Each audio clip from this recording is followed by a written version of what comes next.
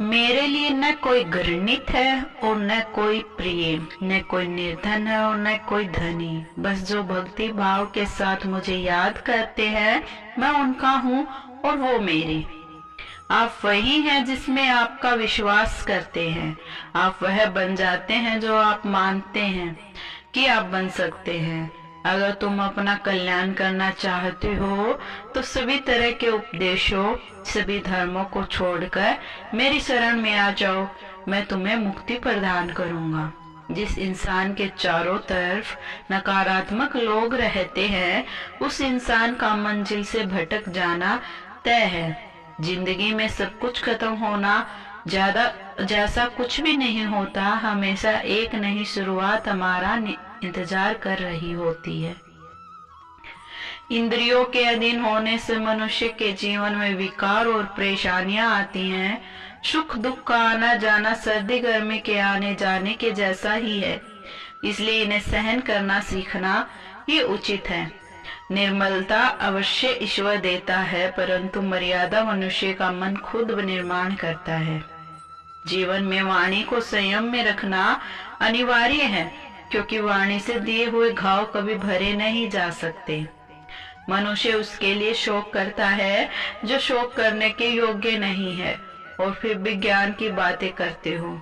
बुद्धिमान व्यक्ति न जीवित और न ही मृत व्यक्ति के लिए शोक करते हैं।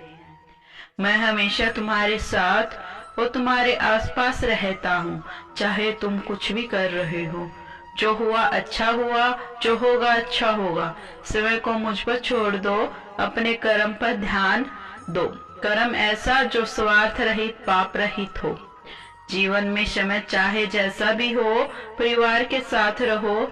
सुख हो तो बढ़ जाता है और दुख हो तो बट जाता है। मोहग्रस्त होकर अपने कर्तव्य पथ से हट जाना मूर्खता है, क्योंकि इससे ना तो तुम्हें स्वर्ग की प्राप्ति होगी और ना ही तुम्हारी कीर्ति हो बढ़ेगी। श्री कृष्ण कहते हैं कि सत्संग ईश्वर की कृपा से मिलता है, परंतु कुसंगति में पड़ना मनुष्य के अपने ही हाथों में होता है। कर्म का फल व्यक्ति को उसी तरह ढूंढ लेता है जैसे कोई बछड़ा सैकड़ों गायों के बीच अपनी माँ को ढूंढ लेता है। इस संसार में कुछ भी स्थायी नहीं है। मैं सभी जीवों में विद्यमान हूँ।